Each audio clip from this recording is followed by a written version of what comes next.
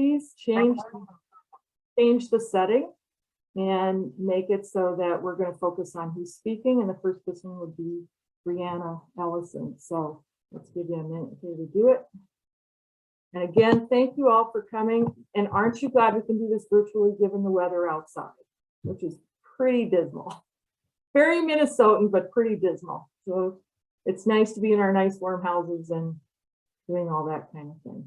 So as soon as Jeff can change it, we'll go ahead and do it. Jeff, are you about ready? Okay, just change it to Brianna, put everybody else in the background. All right, well, let's start with Brianna. As you know, each candidate is going to get 5 minutes to give their little thing. So let me get that timer ready. And I really appreciate everybody's patience with this as we start with this. So Brianna, you are on with your candidate statement.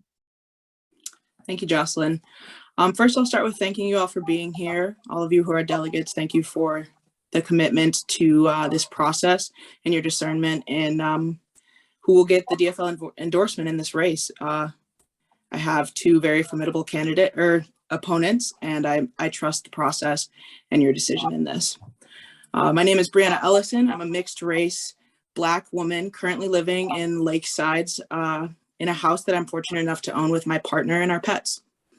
I'm running because Duluth needs a passionate, fierce advocate who will fight for the issues that matter to working class Duluthians. I grew up in a large family, and that's something that shaped me to be a collectively minded problem solver. My experiences throughout my life have brought me to where I am sitting in front of you today. Being from a low-income household, I saw and experienced what life is like in the system. I know the good that a state-run healthcare system could do, or health insurance system could do, excuse me, because I've been on state-sponsored insurance, and even into my adult life, had times I was as well. I've even experienced a medical emergency while underinsured due to the cost of insurance. I waited hours before going in for fear of what the bill would look like. By the time I woke up from surgery, a health insurance advocate was there to guide me through my options. I didn't pay a penny for the surgery that saved my life that day. It is this reason that I support the Minnesota Health Plan. I intimately know the good that it can do. I believe in the power of strong unions because I am union. I come from a proud union family where my father was a steel worker and my mother, along with aunts and grandmother, were AFSCME members. I'm a proud active member of AFSCME in my role with the city. And before that, I was a member of the Minnesota Newspapers Guild, where I participated on our contracts negotiations team. I know the struggle of working class folks because I am working class. In fact, our union was the only thing that stood between me and losing our affordable health insurance when the city administration supposedly couldn't afford it. I know when labor wins, we all win. My experience in teacher education and experience in the classroom has shown me how much we're failing our students by not funding our schools fully. Whether it be teachers buying their own supplies, students not having access to the resources they need to succeed, or the cutting of important programs like music, arts, and sports. We must do better by our schools and our students. I support funding our schools so that they have the best shot for setting up our students to thrive. I support taking action in the fight against climate change by leaning into collectivism and making the change from extractive, non-renewable fossil fuels to renewable, sustainable energy sources. I know throughout all of this, we must bring labor along. This means that the transition to a clean energy economy must include the miners, tradespeople, and other workers who have helped to fuel our economy for years. I'm committed to fighting for a worker-driven future where we protect our environment. Up until about a year ago, I was a renter in Duluth. I know firsthand how hard it is to find safe and affordable housing in our city because I've had to navigate it. In my work as an organizer, I talked to hundreds of Duluthians across the city about the issues that most impacted them. In nearly every conversation, the answer was affordable, accessible, and safe housing was hard to find and keep. I will bring their stories and concerns with me to the Capitol and fight for real, actionable solutions to this crisis. I'm not an executive with friends in high places. I am you. a working class, bread and butter candidate who will stand true to my convictions, values, and commitment to the needs of our community. I'm a passionate advocate committed to doing the work with the record to show it, whether it be knocking on doors all across Duluth, talking about affordable housing, or standing at the foot of City Hall with 3,000 Duluthians demanding action on public safety. I'm a fierce, passionate advocate who will bring that same dedication and drive to St. Paul. Thank you.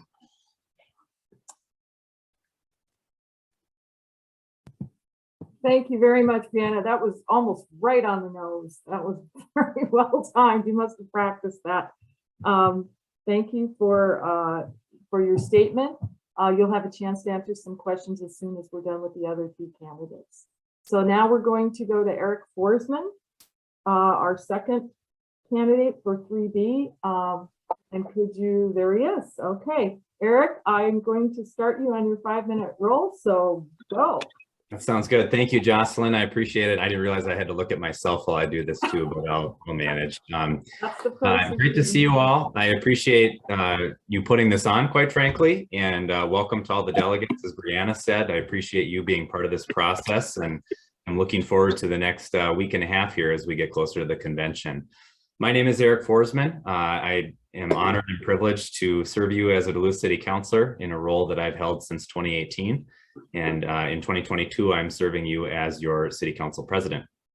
I grew up in a small town. I grew up in a small town that, quite frankly, had seen its best days. And that was the way that people felt. And that made me stoked a fire that made me want to be involved and made me want to give back to my community. And that has stayed with me ever since, including when I moved to Duluth. I came here in 2006 with my wife, Jessica. We both attended the University of Minnesota Duluth. We fell in love with this city, classic Duluth story, and we never left. We've actually both lived within the new, I should say, boundaries of District 8B our entire adult lives. So we've been here about 17 years now. And through those 17 years, I've been involved in a whole variety of things, long preceding my time on the City Council. I've been part of 15 different boards, commissions, or task forces on a whole variety of topics within the community. And it just is part of my passion to make this a better city for everybody. As a counselor, I've worked on a wide variety of issues. A couple of things I'll highlight for you tonight include my work on childcare, which was recognized on the front page of the Washington Post in 2019. The 2020 mask ordinance, which was a super popular thing to do, but it was the right thing to do. And Councillor Tomanek, as well as Councillors Kennedy and Cypress, worked with me on passing that and making sure that we saved lives and kept people safe early on in the pandemic when we had no other options. I also stepped up when Congressman Stauber decided that he was going to undermine the results of the 2020 election and wrote the public rebuke that Mayor Larson, Commissioners Boyle and Jewell also co-signed, although I can't take credit for the shaking hands after the hockey game line. That was Patrick's, but that was the right thing to do because it was the wrong thing for him to sign on to that Texas lawsuit. And I was willing to put my name on that publicly. And then finally, as Brianna mentioned, you know, the city, I really value my relationship with labor and have stood up for some of those benefits that are being talked about right now. And we'll continue to do that as we look at our budget season coming up here. So I mentioned, I'm running because I just believe in the city, I believe in the state, and I believe that everybody should have an opportunity to live and thrive in it. And I also think I have the skills, the experiences, and the track record to deliver for you in St. Paul on those things. And I'll just say that replacing Representative Schultz, first of all, was not on my list of things to do this year. I was surprised, as everybody else was, that she was not running again. I'm very excited to support her in her congressional race, but I will aspire to work as hard as she does for all of us at the Capitol. A couple of my priorities are similar. So my top priority is fully funding education. My wife is a school counselor. I hear about this every day. I hear that from teachers that students have never had more needs in their classroom, and we need to step up and do more for them. We also need to fund childcare and higher ed, and I can get a little bit more detail on those things as we go. I also believe that, as Brianna mentioned, we need to lower the cost of some of the bread and butter issues in our communities, the cost of housing, the cost of healthcare, the cost of childcare, and then the accessibility to quality for all those things as well. And then finally, as far as climate change goes, we can't stop. We have to keep making progress and accelerate our efforts. I was proud to co-sponsor the climate emergency declaration that was brought forward by the council, really a citizen-led initiative by Lisa Fitzpatrick and others, and think that we have a lot more that we can do as a state to help push that forward. So I'm going to guess that we share a lot of priorities. Well, we don't have much time tonight. I would offer to chat with anybody on any of these topics as we get past tonight. But you know, at the Capitol, it really is more than just the priorities that we all have. It's the relationships that you have and that you build. And that's how things get done. I work across the state in my day job. I know how to work with Republicans and Democrats. I know how to speak rural and urban, and to be able to move things forward and actually get it enacted into law. I think that that's a skill set that I bring to the table here. In fact, earlier today, I was facilitating a panel where we had 4 members of the House of Representatives on it. 2 were Democrats, 2 were Republicans. And I personally left that feeling that bipartisanship is still possible, even if we disagree deeply on certain issues. But I'm going to work with whoever I can to get things done for Duluth. And I'm looking forward to sharing more of that tonight.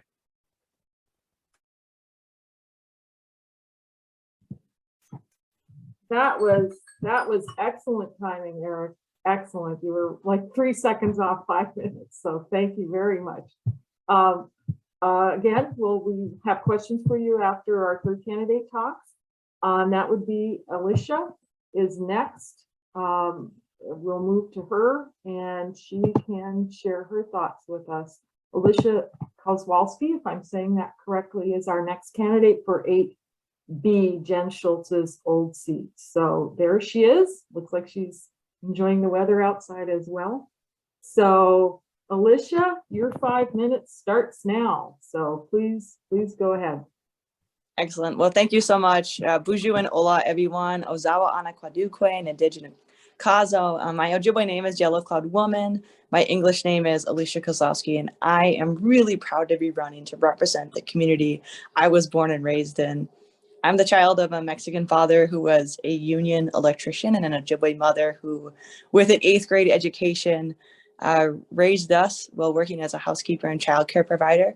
I was mostly raised, though, by my grandmother, along with my cousins, as she raised us on a hospital housekeeper turned paraprofessional income. My family today includes a strong-standing 8-year-old child, my life partner, Samantha, and many, many friends and family. I've experienced and survived the Duluth disparities that we all talk about as stats, figures, and numbers. Those are very much realities for me in housing and income, health, environmental, racist, safety, and access. I know what it's like to surf from couch to couch as a youth, to endure the impacts of health inequities and addictions, and face violence and economic instability. So core to my cultural identities, my lived experience, and rooted in everything that I do is the belief that we take care of children, we take care of elders, and we take care of each other in this place, our home. And that's why I spent my entire adult life working to build generational wealth and health for our communities. And in St. Paul, what I'm bringing is more than a decade of successful leadership in both public and private sectors, including working in business development, in nonprofits, grassroots organizing, higher ed, and most recently as a member of the city's executive leadership team. Here, I have been working on numerous policies. I have had the opportunity to usher in projects from start to finish and engage community around dozens of critical areas like sales tax street projects and business development. I co-founded the city's equity action team, which is developing the first equity plan for the city and embedding equity and sustainability in the city budget, practices, and policies. I've also worked alongside green energy climate leaders as well as our community to help write the city's climate action plan. So proud of that. And most recently, I led the creation of the MMIW Reward Fund, the first in its nation right here in Duluth, and have been providing technical support as state legislators in the House and Senate are following along with their own policies and investments. A voice like mine has never represented our District 8B. And what I'm bringing is a grounding in what my community calls our 4 Rs, is respect, relationship, reciprocity, and responsibility. And these are my why, and they lead and infuse every single thing that I do. Because these issues and why I'm running isn't even about me, though the issues are personal to me. It's because I know that they are to so many of you too. And while each of our experiences is unique, I'm confident that we share a common vision and a commitment that the disparities and injustices that are leaving many, many community members behind doesn't have to be this way. And as your state legislator, these would be some priorities based off listening to the people in Duluth. It's just and affordable housing for all. So I know firsthand that stable housing is critical to the development of children and the ability of families and workers to hold meaningful jobs and afford just the necessities of life. Affordable healthcare for all, that's a basic human right. Access to high quality, affordable, and comprehensive healthcare should not depend on your race, your gender, your ability, or what zip code that you live in Duluth. I will fully support the Universal Healthcare Plan, the Minnesota Health Plan. Inclusive economy and workforce, I fully and strongly support unions and their fight for all workers. As someone who has experience as a business developer and holds an MBA, I will support local entrepreneurship at all stages.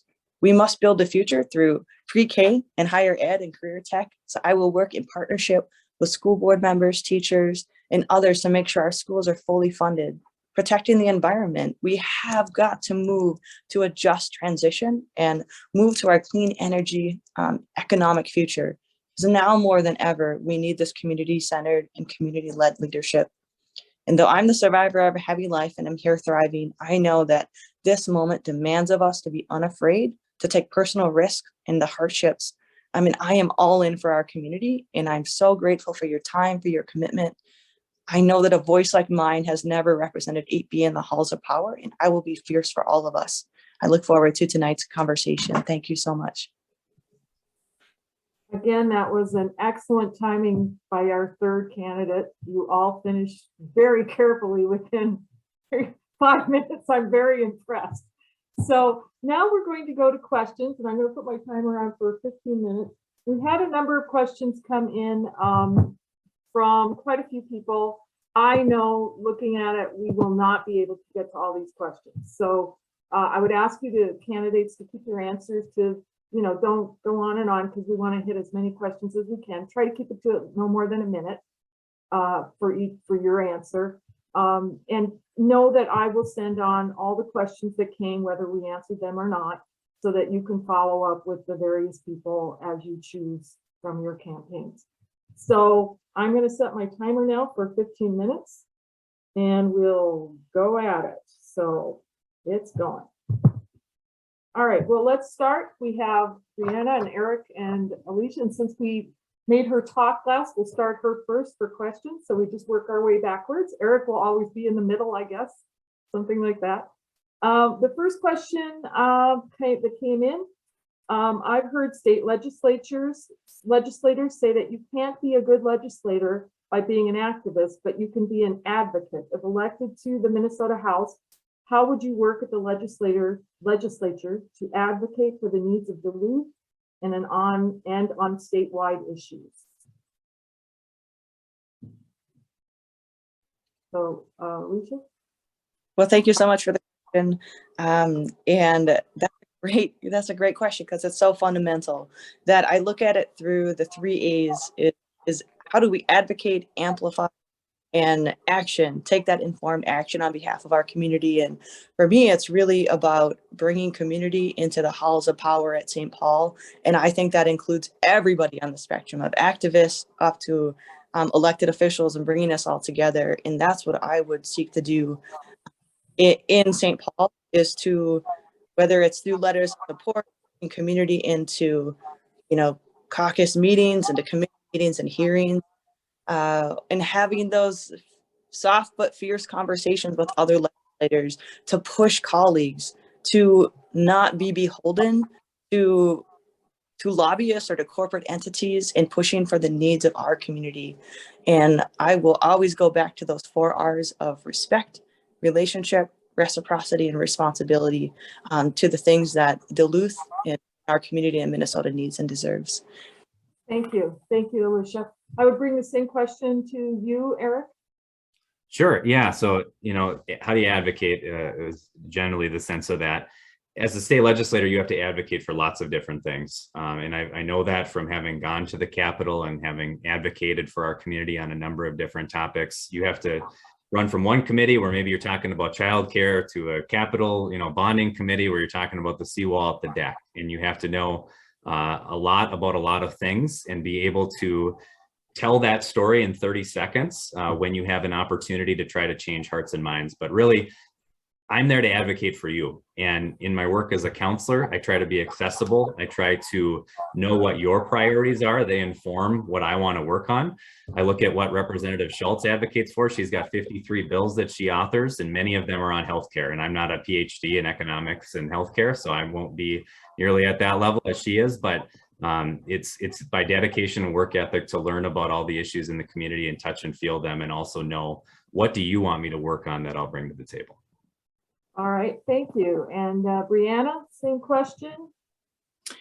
Yeah, I think a lot of the times when we think about advocacy in leadership, we think about, how do I make a decision with our community's needs in mind? And I think that's exactly right.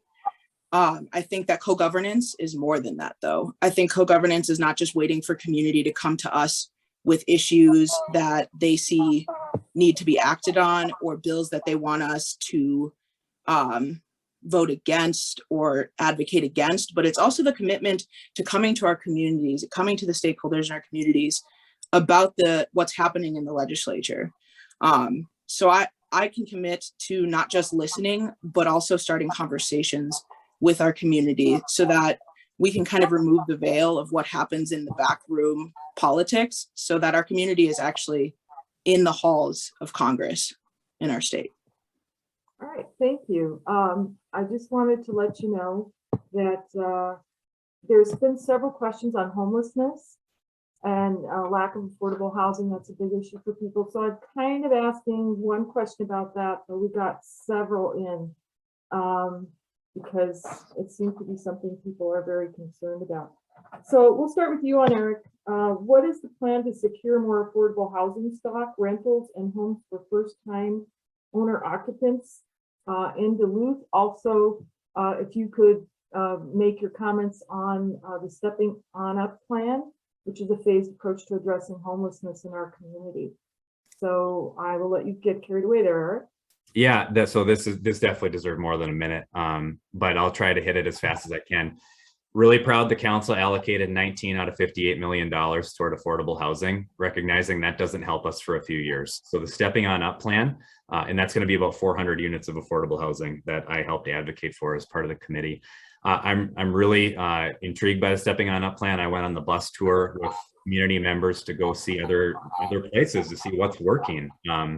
What could we do in our community to provide safe and livable environments for people who are experiencing homelessness? There's a lot we can do.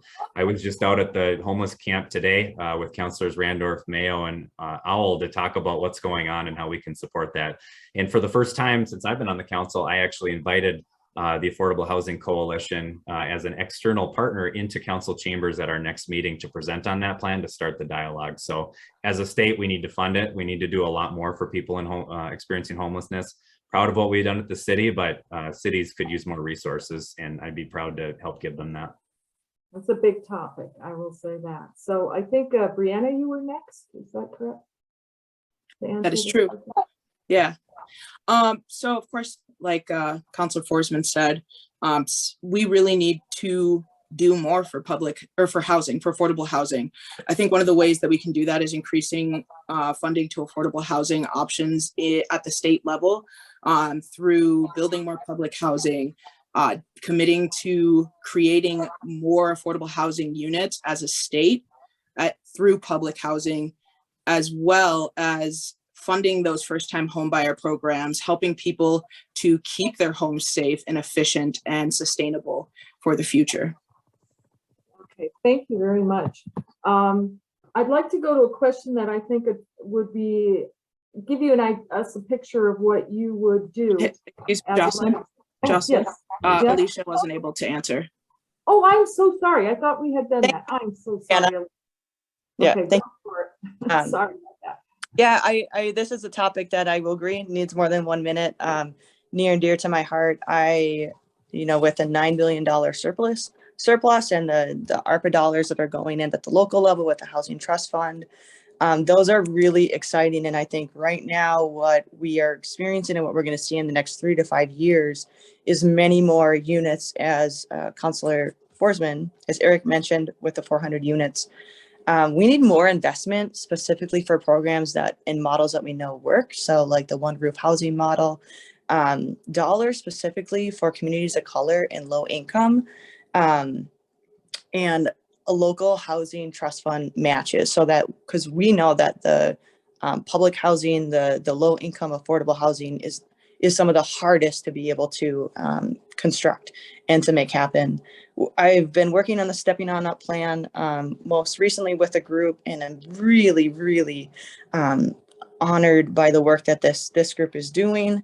You know, really looking at how do we step up from outdoor living zones so that we can give people dignity and get them the care and resources, as we know that we can't just put a roof over somebody's head and call it good, that we need the culturally and gender affirming care with the mental health resource in a trauma responsive way to move up to that transitional and supportive housing. And so I would want to look at how do we continue to infuse those dollars, because we know that is a game of numbers on that. Thank you very much. And I'm sorry about that. I'm trying to lose track. Thank you. Those were very good answers in a very short time period. So I think the next question would look more at what you see you'd get interested in the Minnesota House of Representatives. A question came in: what committees would you want to serve on as a representative, and why? And we'll start with Brianna and then go to Alicia and then Eric.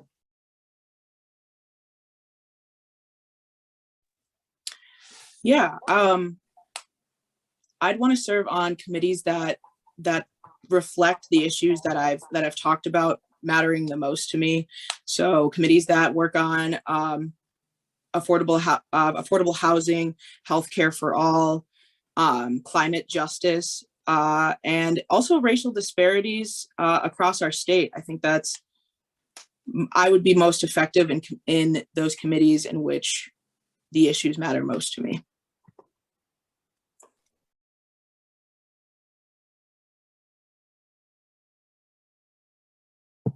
Alicia, could you answer the question then? Yes, thank you so much. I'm really glad that you asked this question. It's one that Representative Schultz had asked me as I was thinking about running. I would definitely want to be on public safety. That's a really important for me in terms of, I know a big issue pressing our community is creating better systems of care and safety. Housing, absolutely. I believe Liz Olson is on there, so I don't know if they appoint two from Duluth or not, but I want to be on there. Health and Human Services is really huge. It's been something I'm working on in the city around addictions, mental health, economic development. I think we need to be in those spaces to grow and generate our business and tackle the disparities and environment also. That's really important to me. So thank you for the question. Thank you. That was, you're all being very good about staying in your constrained time limits here. Eric, what would be your answer to this question? Yeah, I have a board addiction, so I'd have a problem saying no to anything. But you know, the committees also change depending on who's in power. So I really hope that these are the committees, because that means that the Democrats are in control, but recognize that could be possibly different too. I would say, you know, housing finance and policy would be one, absolutely. I would say the bonding committee to make sure that we can try to bring the money north, as they say, to put people to work in our communities and also make investments that we need here in the city. Industrial education, economic development is one that I would want to serve on. I'm really passionate about workforce development and have some skills and experience in that area. And then really anything that would complement, I think, as Alicia mentioned, what Representative Olson is serving on, to try to spread ourselves out a little bit and divide and conquer. But I would be interested and willing to learn anything as I get to the legislature, and that'll depend on what the leadership within the caucus decides. Thank you very much for answering this question. Another one that came in, and we can go ahead and just start with Eric since he's already on the screen, and then we'll go to Brianna and then Alicia. Under what circumstances would you support investing public funds and assets into a private business, and what agreements would you secure from that business in exchange for those funds, in a general sense? Yeah, well, this is something we certainly do as a city, and I'm proud of the business subsidy policy that we have, where we require a project labor agreement so that we make sure that union trades are working on projects if they're above a certain threshold for some of the public incentives that we offer. I also believe that, as we look at the state and some of the economic development programs we have, a lot of the metrics have been around number of jobs created and different investment levels within the community. I'd say COVID has kind of changed the game on some of those things. We have a workforce shortage. Quite frankly, we don't have enough workers for the jobs that are out there right now. So we should be recruiting higher quality jobs, better paying jobs, employers that are willing to invest for the long term in our communities. And I think we should go back to the definitions that we have currently through the deed programs to see, do they still make sense? Do we need to make some changes based on just the change in our economy that I think is here to stay? And how do we help lift people up if there's going to be public money in the game through different requirements than we've had before? Okay, thank you, Eric. Now we'll go to Brianna with the same question. Yeah. So generally speaking, I support using public funding in a way that will obviously help people. And I think that a lot of the times when we start to talk about putting public funding into private companies and private businesses, we don't ask for enough from them. So some of the things that I would advocate for helping with public funding into private companies is supporting things like sick and safe time guaranteed to workers, and training and education to help prepare people to get into high paying, self-sustaining jobs. Thank you very much. And Alicia, your take on that question? Yeah, thank you so much for the question. Similar to what's been iterated, the public labor agreements are really important. That's something that the city has worked really hard on, ensuring that those dollars are, there's transparency and accountability. I think we can continue to push further and asking for more, making sure that those dollars are supporting union trade jobs.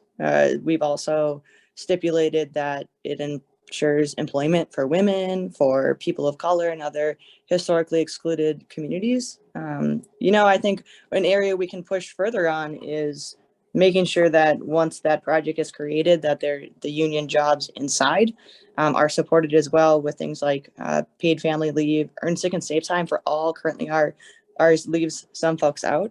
So those are definitely some of the areas I think we can press more. All right, thank you very much. And I have to say, we are down to the last second. That was really nicely timed.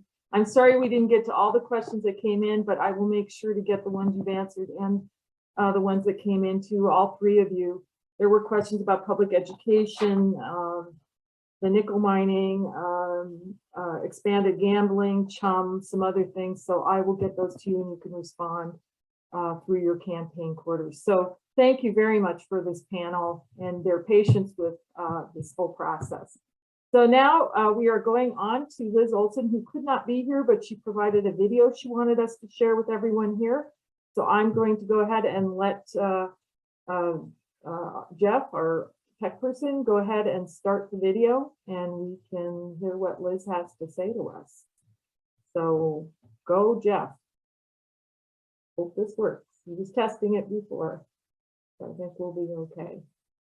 Let me see if he has any comments here. There we go.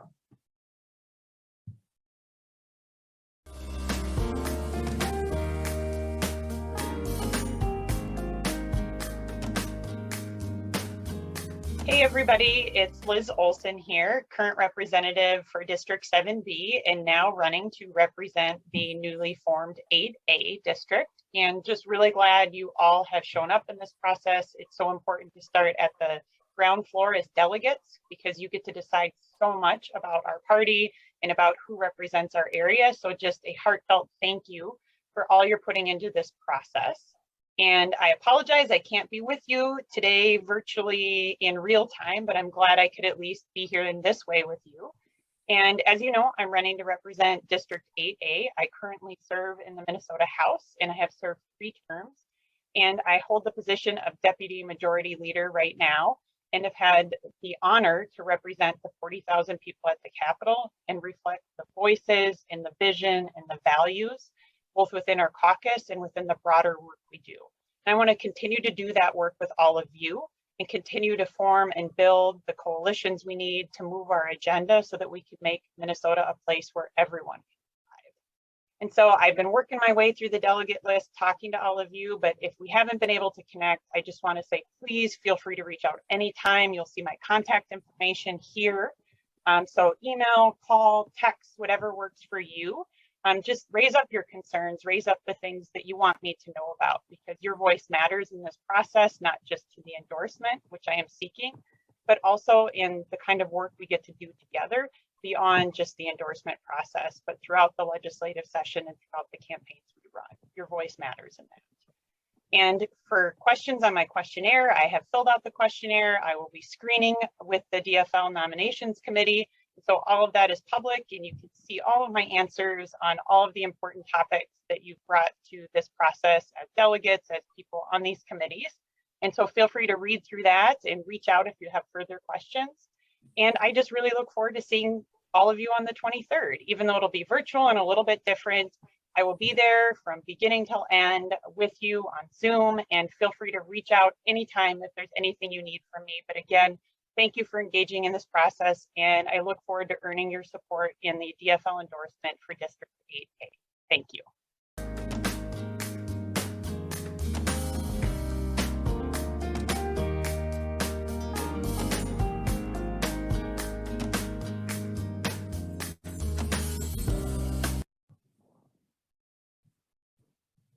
Thank you, everyone, for listening to this, and we missed having Liz here, but I'm glad she provided the video. Do you want to let all the delegates know that the completed screening documents for the candidates will be posted on our website along with other delegate information this week? So I'll get a notice out to everyone about that. Her website is in the chat. Jeff put it there, so go ahead and take a look. And certainly feel free to drop any questions there that you need to drop there. So we keep moving on. We're staying on time here. I don't want to waste your time. The next person up is St. Louis County Commissioner for District 1 candidate, and that is Annie Harla, if I'm saying that correctly. Go ahead and Jeff, if you could pull up Annie there and we can get her ready to talk, and I can start the timer thing going here. So go ahead and get your, there she is. Okay. Good evening. Well, Annie, I'm going to start your timer. Please make your candidate statement. Absolutely. So good evening, everyone. My name is Annie Harla. Appreciate the opportunity to connect with each and every one of you. Coming in from my basement / the office of my small business. My husband and I run a small business in the hillside of Duluth. Just a little bit about myself. I'm running for St. Louis County Board in District 1, and that is the seat that Commissioner Frank Jewell has held for many years. I appreciate his service. It's not a seat I would have ever gone against him for. And just when he decided to step out, I decided I wanted to step in because of my unique background and my significant commitment to the success of our county and the role that it can play in making everyone's lives better every day. I was born and raised in Duluth, right in Chester Bowl. My single mom is a teacher. She raised my older brother and me, just walking up to Chester Bowl every day. And I always say I went to all the schools that were closed in the corridor of Duluth. And so I'm fully understanding of that, the divide that we have between East and West Duluth, as somebody who's lived in the center of town and have worked with a lot of that connection back and forth. So serving in this district, which includes that Chester Bowl, and also goes from the port to the airport. It includes the medical district, the education, our higher education facilities, as well as the downtown hillside area and part of the Duluth Heights. So it's a pretty diverse area, economically, racially, socially. All the different types of businesses really come to businesses, nonprofits, people are really represented within my district. So I was born in Duluth. I got a public relations degree down at St. Mary's in Winona, served in an AmeriCorps program after college out in Yakima, Washington, and then in Chicago for a year. I boomeranged back to Duluth and managed a rural AmeriCorps program out of the Duluth Y, where I learned a lot and worked with youth swimming programs in all 10 counties of Northeast Minnesota. Then I had the chance to move into working with public health and nonprofits across the 7 counties of Northeast Minnesota, working on chronic disease prevention, and really learned the intricate areas that the intricate and delicate ways that public health serves our area. Public health wasn't as popular. People didn't really talk about public health actually until last year with all the pandemic, and they do things every single day. They've done a phenomenal job during the pandemic, but it was neat to be a part of that, system for about 5 years managing grants. Then I moved during that time, since the grant was focused on changing policies and systems so that we could build more health equity, and saw that there weren't many people that looked similar to me that were on the school board at the time. And so in 2013, I ran for the school board and won, and served from 2014 to 2017. And it was the honor of my life. As I got toward the end of that, I decided to take a break due to my marriage. My husband, it was the time that I decided to step back because he was in a public role with the news. And then he left the news a year ago to run our business. Now I'll get to where we are now, but I'm stepping back into running. I'm grateful to be here. When I decided to be done with the school board, I was asked then to manage Congressman Nolan's congressional campaign. I did that for the last number of months that he decided to run. And then when he decided not to run, I actually found a job working in highway heavy construction. And so when our downtown corridor was going through a significant reconstruction process on Superior Street, I helped work and partner with each of those businesses to ensure their support, and as they were significantly impacted by this multi-year construction project. So worked with them, and also thanks Jocelyn, I got your 1-minute note. Worked with Northland as a contractor for a few years, also worked with the Minnesota Council of Nonprofits, kind of sharing both. And then they pulled me on to do sales with them. And it was wonderful, really learning how our roads and bridges are built, and how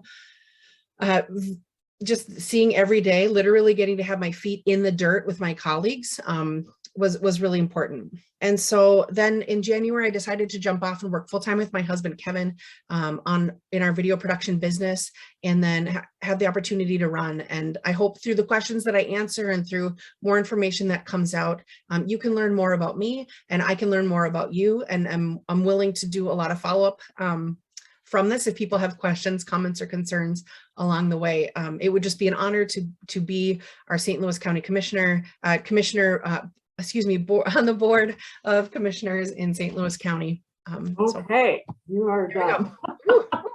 Thanks, well Justin. done. It's a lot of talking in a short time. Yeah. We do have some questions specific to you. And Great. since you're one person, that will make things a little more easy to get the question to you. So I'll just start with the first one. What do you see as the St. Louis County Board's role in supporting our schools across the county? That's a great question. Thank you. So appreciate that question as a former school board member. So one of the areas that the county does is supports quality of life for people. So areas like our public health and human services program really help wraparound supports for families. And there are ways that we can work on expanding that we can make sure that we're partnering every day. I do know with recent ARPA funds, there was a significant investment made to support in Check and Connect programs through supporting truancy for youth post-COVID. And I also think that the area of supporting mental health and that initiative is really important.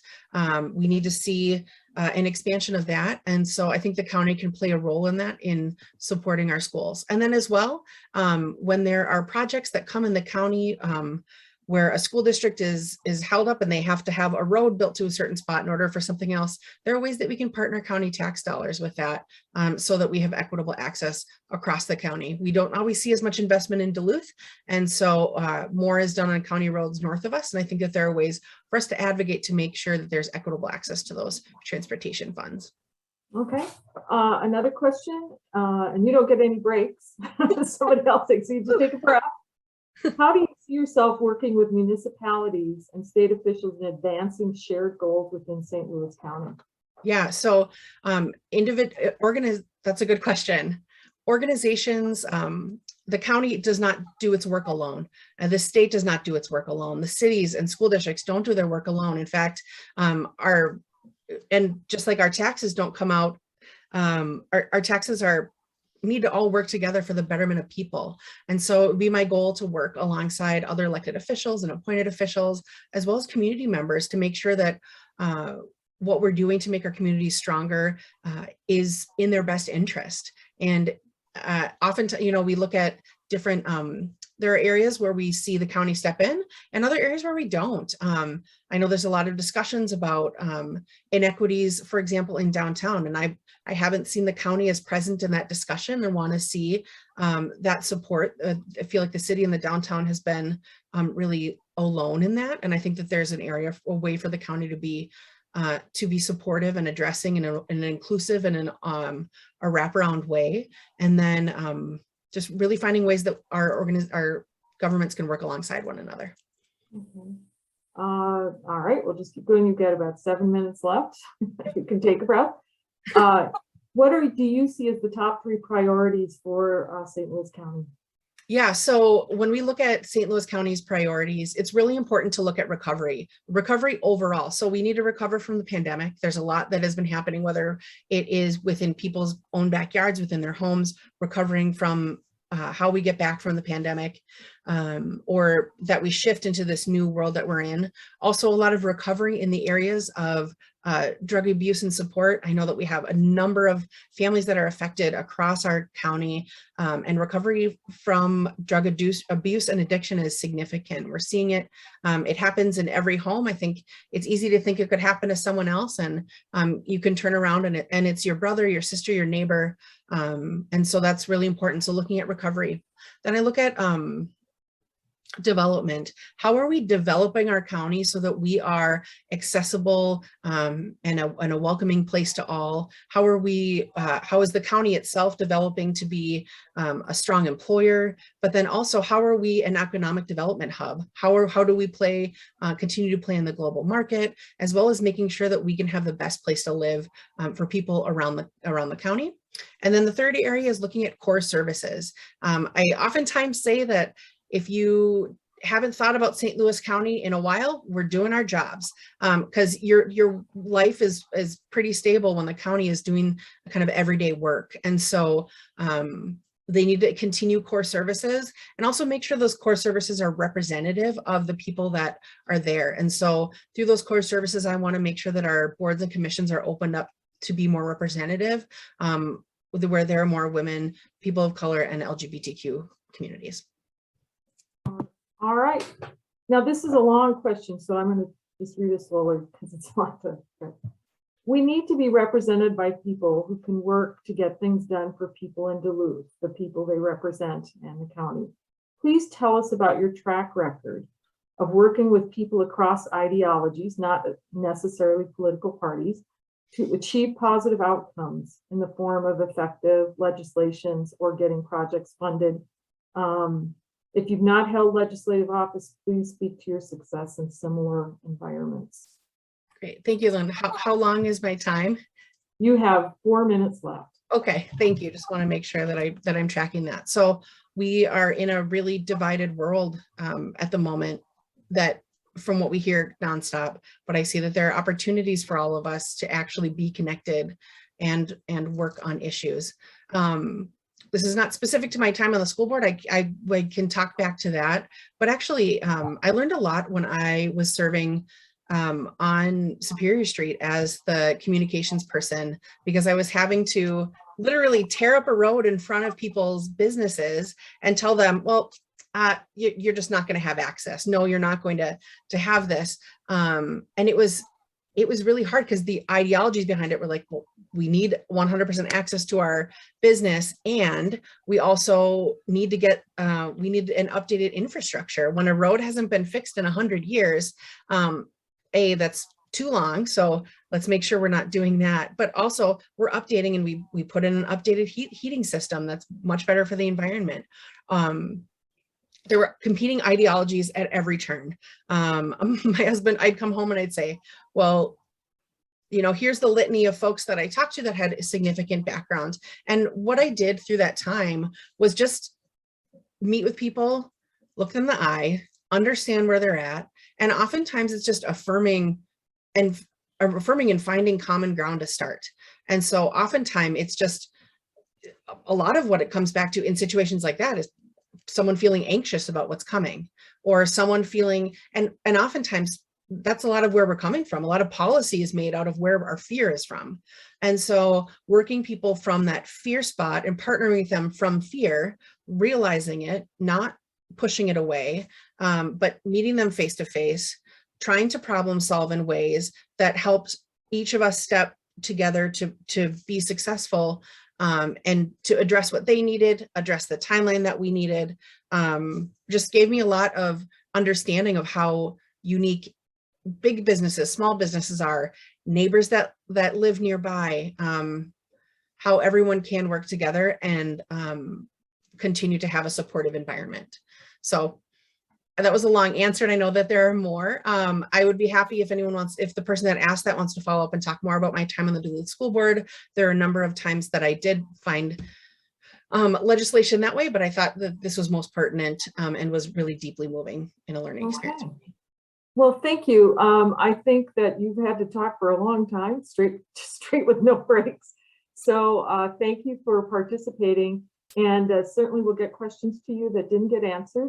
Also, the breakout rooms evidently are working. So if someone wants to contact you, you could hang around after the meeting, and anybody who's interested in really asking more questions could go in that breakout room with you and you could talk to them about it. So thank you very much. Can I just say, can I thank everyone for their time, and then just say that my website is annieharla.com.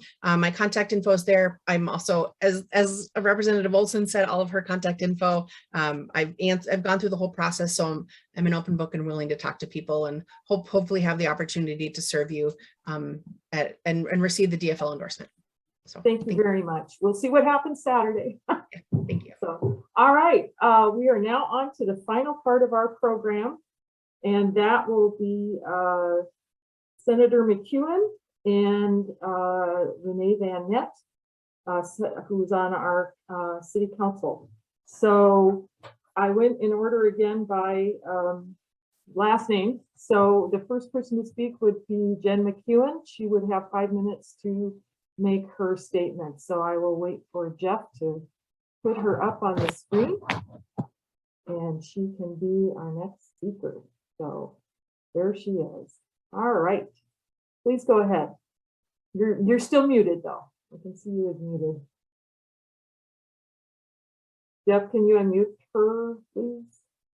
If she can't, because I think we made everybody mute. There you go. Great. Your time is on. Go. All right. Hi, everybody. It's great to see everyone this evening. I'm State Senator Jen McEwen. I first of all just want to say thank you so much to Senate District 8 and the leadership of Senate District 8 for putting together this forum so that we can come together, so that everyone can hear from all of the candidates. We have a wonderful slate of candidates as usual in our DFL this year, and it is just so important for all of us to hear from everybody and to have a real airing out and voicing of where people stand on different issues and their approach to politics and to governing. So thank you to the organizers for doing this. I also wanted to just put a shout out. I know a lot of you here are delegates to the convention and are organizing, helping to organize the convention. So thank you for all of the commitment that you are showing to our local DFL Democratic Farmer Labor Party in keeping it robust and strong. We are a bastion and a model throughout the state for what a DFL local unit should look like. And that's your work. That's really, really your work. When I'm down at the Capitol, I hear all the time people raving about formerly SD7, now SD8, and the Duluth DFL, and just the really impressive work that all of you do. So thank you for that. And as well, I just also wanted to say thank you to my fellow candidates for stepping up to run. for office and to their teams, the people who have stepped up to help run their campaigns. All of us who do this know that it is a real labor of love, and it's not always easy. And to put yourself out there and to help advance the issues that you really care about takes a lot of work and a lot of commitment. So thanks to all of the candidates and to all of the people that are working so hard on our campaigns. When I stepped up to run a couple of years ago now, it's hard to believe that much time has passed already. But what was really driving me is a deep love for this community, for our city of Duluth, for the people of Duluth, for our beautiful environment of Duluth. I grew up here in Duluth. My family goes back in Duluth on both sides, several generations, 4 or 5 generations, depending on the side. I just take a lot of pride in this city and in the people of this city. And one of the things that I really wanted to see move forward was, of course, protection of our clean water and protection of our environment here in Duluth. But not only that, I also really wanted to see a true walking the talk of our democratic farmer labor values. Having grown up here in a strong labor family, my dad was a public school teacher and a union steward for the DFT while I was growing up. My mom was active in the Minnesota Nurses Association, and I have memories when I was a kid being on the picket line with her at St. Mary's Hospital. So I grew up with those values. Those are my values. And those values, that Duluth is a union town, that Duluth has union values, and is also very passionate about our natural environment and our clean waters. I wanted to see those values advocated for in a robust way and fought for at the state capitol. And I also wanted to see progressive politics move forward. So for example, the Minnesota Health Plan, that is a comprehensive single payer plan, healthcare plan that would be provided to all Minnesotans regardless of employment status. That was authored by Senator John Marty some years ago. He wrote a book about it. He's been promoting it for years. And so I was really eager to join with other legislators who have sort of a fresh energy coming in to really fight to move that plan forward so that everybody can have health care in Minnesota. And we can move away from the system we have right now, which is in fact not even a system. It's completely broken, and it produces really cruel and unjust results for so many people. As we all have these stories, we know that. So fighting for the Minnesota Health Plan, fighting. Less than a minute. Oh, thank you very much. I could go on, but fighting for workers. That's another thing that I really wanted to see some fierce advocacy for working conditions, for wages, to tackle issues of wealth inequality in our state. You know, we live in the wealthiest nation to ever exist on the planet, but many people understandably don't recognize that we live in abundance, that we don't live in a system of scarcity because people have to work 2 or 3 jobs to get by. It does not have to be like that. It shouldn't be like that. It shouldn't be normal. Okay, I will have to interrupt you. I'll wrap it up. Yeah, thank you. And I was looking for you to give you a countdown, but I couldn't seem to find your name listed, so that was my no fault. worries, no worries, Okay. no worries at We'll all. have more time. I'll have more to say later. Yeah, thanks very much. All right, so now we're going to go to Renee Van Neff, and she gets her 5 minutes. So your 5 minutes starts now. Hello, bonjour, hello everybody. Thank you for having this forum. It's super great time and fun, and get to hear what everybody's passionate about, and that's really the heart of why we do our work. I would just like to thank you all for coming tonight. Thank the community for partnering with us. Thanks for labor, media, elders, youth, all the elected officials, all of you that do this great work. Thank you for doing that. I know how it is. I'm an elected official for the Duluth City Council, so I get it. Like I said, I'm Renee Van Neff, running to be a state senator for District 8. I'm originally from northern Minnesota, via Red Lake Band of Chippewa and Leech Lake Band of Chippewa. I'm a single parent, and I work at Head of the Lakes United Way as its impact director. My family moved to Duluth when I was about 10. my dad laid iron down at the AT&T building, and he jumped out of airplanes for the US Army in Vietnam. I am very proud of him for that. It has taught me about grit and grace. To have enough grit to work hard and to have enough grace to be open and accepting to others' opinions and thoughts. I stand before you as a First Nations Indigenous woman who believes in not me, we in everything I do. As the current past City Council President, I led the council and constituents through a year of COVID-19 pandemic with collaboration and efforts from the city administration, city council, and other elected bodies to make it through a really hard year. We got a lot of work done. We allocated millions of dollars in relief funds into the community through federal supports. We balanced our priority-based budget. We got folks back to work and addressed the bubbling public safety issues that arose from the George Floyd tragedy. We worked to position ourselves for success through tightening up our processes in our tourist economy and our local economy in general by working with companies like Cirrus, who was one of our largest employees in town, along with the medical district where healthcare is our top priority. That's just to name a few. I have extensive lived experience in relationship building. I've lived the hard life of knowing you get nothing done without good, strong relationships and willingness to compromise. I believe that Duluth priorities are nuts and bolts work. Accomplishing this by building strong relationships across all sectors. I'm about jobs, so the families can get back to work and grow our economy prior to times of COVID. But even better, as an Indigenous person, I'm a natural born environmentalist. I believe in strong regulations, protections for our water, land, air, and all living beings. I'm a strong partner in public safety. I stood tall and strong when I supported and pushed the police protective gear across the line when I was battling stage 4 cancer, ovarian cancer in 2019, excuse me. I stood with my siblings in labor and council when we worked to support workers' rights and protections. I'm a strong ally in listening to the community in a time when policing takes shape and moves in the direction that the community needs.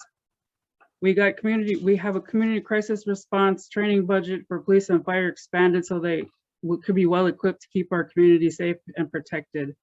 We need to support them so that they can support us. Again, not me, we.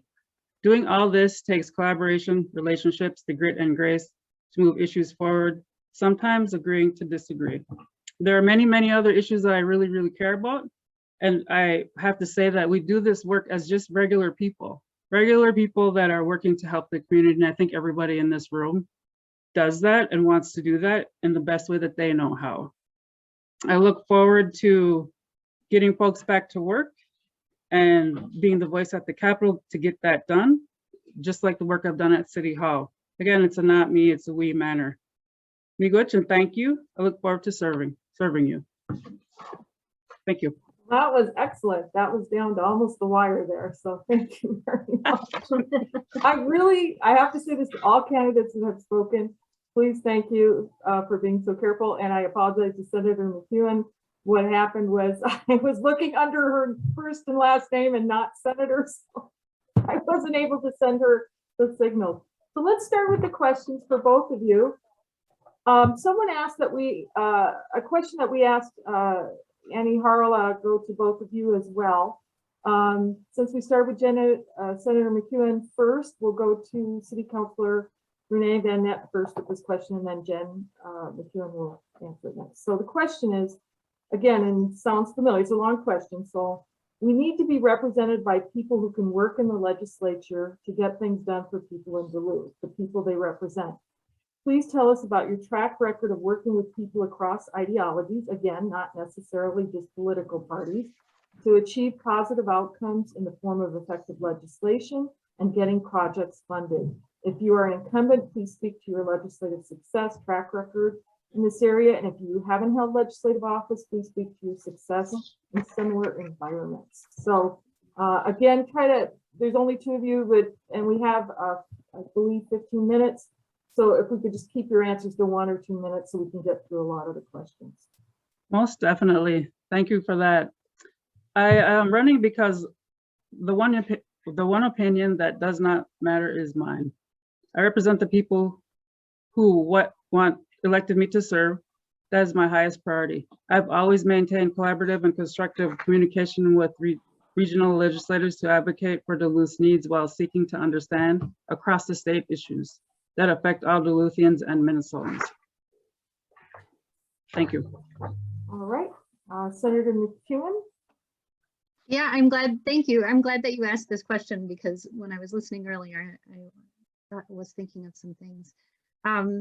Yeah, this is one of those interesting questions about, you know, how do you sort of balance advocating in a very strong and forceful way, in an adversarial way oftentimes, but at the end of the day, be able to work with the people who you've been oftentimes had some really fundamental disagreements with. And this really is my wheelhouse. I'm a public interest attorney. So I've worked in legal aid, I worked in public defense, and I've worked helping people who are appealing Social Security disability denials. And so I've regularly been in situations where I'm advocating zealously for my clients and their interests, and with full knowledge that at the end of all of that fight, most likely what is going to happen is I'll be coming together with the people that I've been arguing with to forge some type of agreement together. But the important part of that, I think, is that, again, what Councillor Van Nett said is developing those relationships with people over time. That really, really is key. I agree with that. And one of the examples that I could cite from last year that is really ongoing, you have to be very, very creative at the Capitol to try and achieve that balance. And one of the ways that we have done that is because working regionally as a sort of regional legislative team, it is, again, I agree, it's not about any sort of ego or desire to carry a bill forward myself. So sometimes what's been really important is to find Republican colleagues who I have good relationships with, who are willing to carry forward bills that will benefit our region. And this is really important because right now in the Senate, things are so partisan that sometimes even with senators who have built relationships over years, I have Senate colleagues in the DFL caucus who have great relationships with Republican senators across the aisle. But oftentimes those senators, my colleagues, are not even getting their bills heard in the committees controlled by Republicans right now. It's just so partisan. So we have had to be very creative. And I think that's really, it's about the relationships. It's about being creative. Okay, thank you.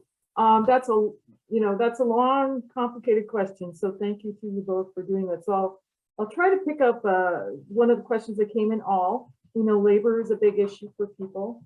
So one of the biggest issues at stake in this election is our collective bargaining rights and protecting our freedom to organize. How will you support unions if elected? I'm sorry, that's my fault. Let's start with Jennifer. We'll flip it, and Senator McEwen, you go first, and City Councilor Renee, you go next.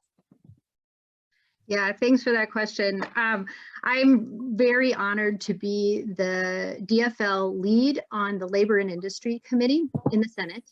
And that has been a wonderful experience for me to be able to work hand in hand with labor advocates and leaders at the state level.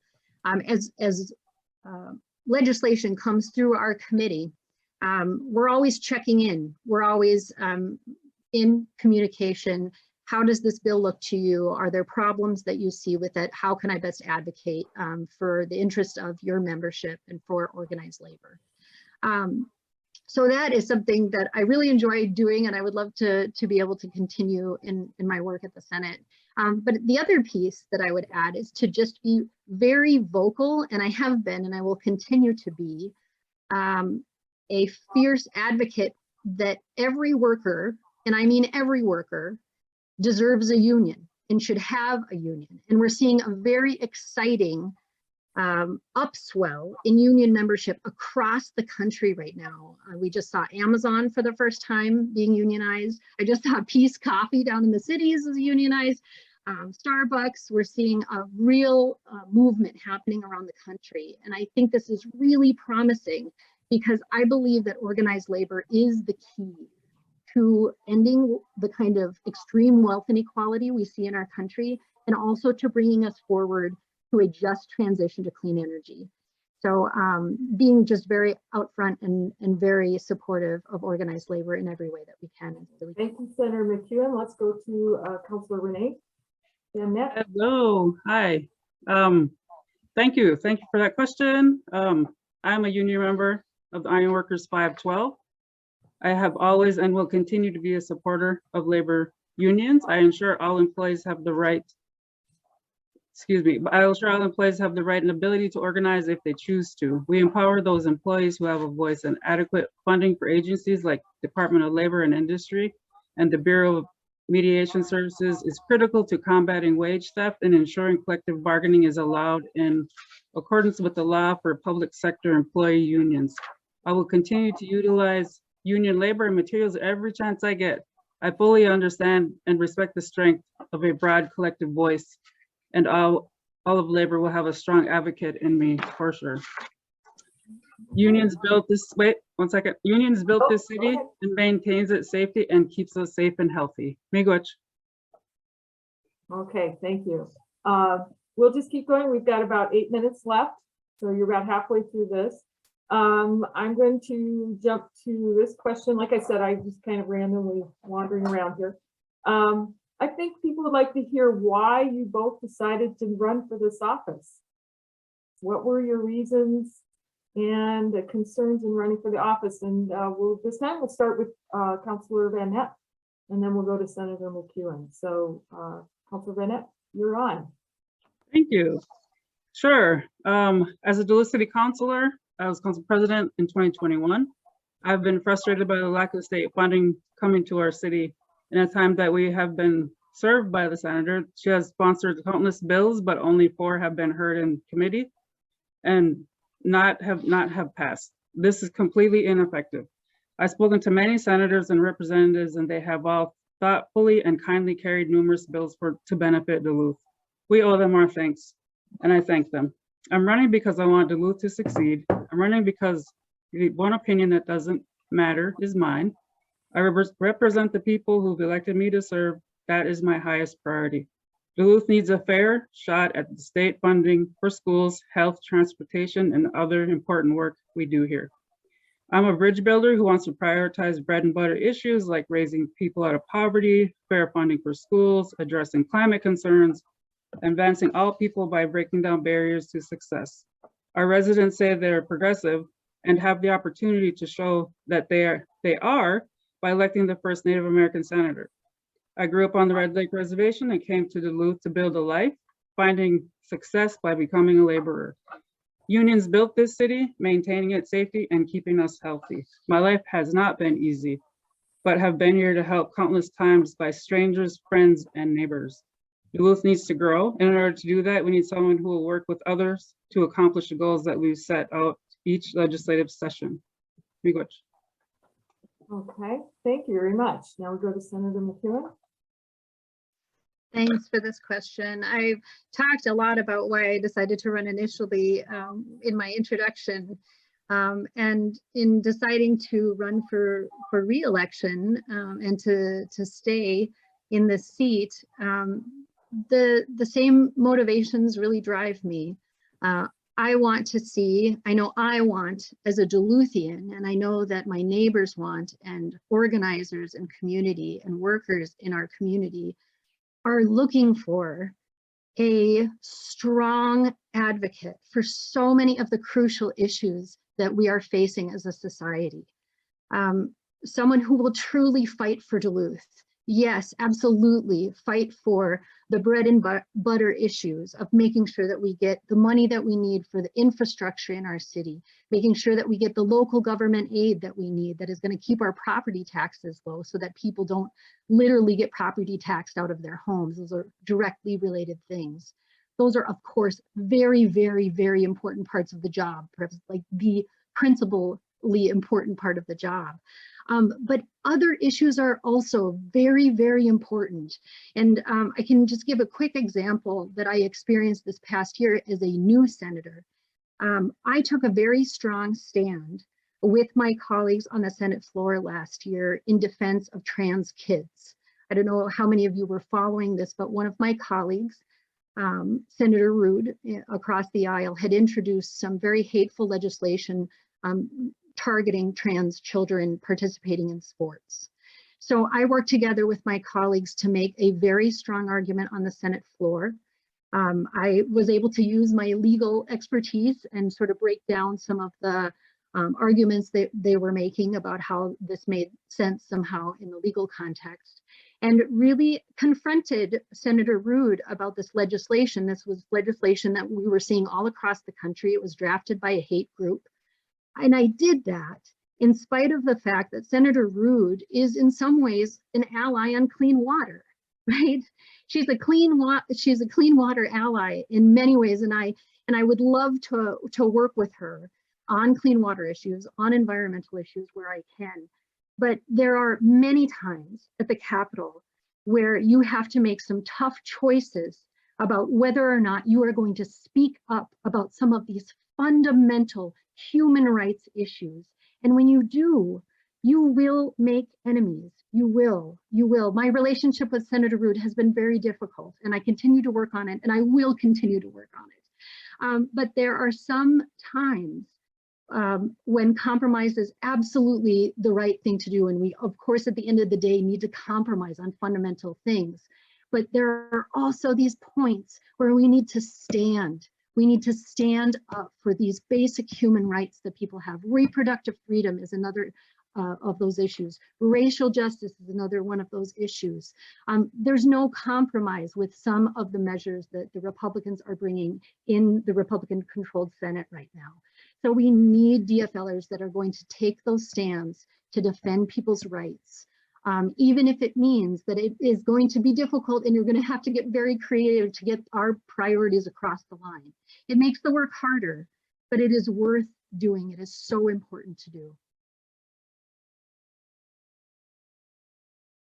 I did not unmute myself. Thank you very much, because that was a really hard question to just address on the fly. I think we're down to 2 minutes. So the last question that I'd like to bring is, what policy expertise are you going to bring as a senator to the Minnesota House? And since we started with Renee Van the last time, we'll let Jen McEwen go ahead now. And then we'll go end with Renee Van Ness. So you have 2 minutes. So you each have about a minute. Thanks very much. I'll be really quick. So can I go ahead? Is that all right? Yep, go ahead. Okay. So I've been very fortunate to be able to serve on the Senate Transportation Committee, which has been great because, as we know, Duluth is a hub regionally for all transportation, our ports, rail, all of the highways coming in, connecting us to the entire country. So that's been great. But I really have an expertise in public safety and in criminal justice because of my experience as a public defender in Duluth for 3 years. So I have found myself, although I don't serve on judiciary, and the way that it works in the Senate, we can say our preferences for the committees that we'd like to be on. And as I said, I'm the lead on labor and industry, I'm on transportation, and then I'm also on one of the environmental committees. So I'm not on judiciary, but I bring that expertise as a public interest attorney to the table at the Senate. To be able to advocate for true public safety, to really be able to advocate for progressive, forward-looking true public safety, building true public safety instead of taking a retributive approach in our criminal. Okay, thank you very much. Renee, you get to finish. Hey, I get to finish. Great. So the question is about policy expertise and how I do that work. The things that I like to really focus on are a couple of things. There's a ton of things to focus on, but for me, labor and then bonding and economic development. But the way that I do that, the way that work gets done is not a simple path for somebody who has a descent being Native. And how that how that does for me is relationships. I don't have to agree all the time with somebody. I just need to make sure we can get to the middle and come there to make strong policy that works. And it sounds cliche. For all, but it really is that. I've learned that moving into this position as city council president and as city councilor as a Native person, and your holistic view about how you care for your people and your community. It's about building relationships. It's about strong relationships, about trust. It's knowing when to do the work and then back up and support someone else in doing the work. It's not always the loudest person in the room. It's the person that gets the work done. I have a track record for hard work. I have a track record for speaking out. I have a track record for getting things done. And I'm very proud of that. I think I attribute that to my dad, who's an iron worker, and he built that AT&T building that you probably don't see anymore. It's probably gone now, but we learned how to do that hard work there. And it's about creating change for the people we represent. And I am proud to do this work in that manner. Thank you. Thank you both very much. I know you had to wait a long time to get to your part of the forum. So a big thank you to all of our candidates that have taken their time to appear here today. I will point out again that I'd appreciate if people would experiment with the breakout rooms so we can make sure they work for the convention. So if any of the candidates would like to go to their specific breakout room, just click on more. Breakout room should come up. You should be able to go into yours. And anybody that had questions that weren't answered or questions that they want more answers on, you can certainly go ahead and just follow them in there or go in there and talk to other supporters and see what you want to do. So again, to all those that will be at the convention on the 23rd, thank you for your involvement with the DFL. I know it's on top of all the other pressures and responsibilities in your lives. So thank you for taking the time to be a delegate and to attend this convention. It will go something like you've experienced today, except that you will have votes show up on your screen. And if you are participating by phone, you'll be phoning your votes in and following the convention that will be live streamed on the SD8 Facebook page. For anyone that wants to know, we are also having a convention resource space at the Hillside Community Center, and that will be open 8:30 to 6:30, and there will be somebody there to provide some technical assistance, and I will get that information out to everybody. I will also have snacks and water there, so people can stay all day if they want to. So thank you everyone for participating. I'm going to go try the breakout rooms because I want to see how this works. So thank you and enjoy your evening. Appreciate your being here.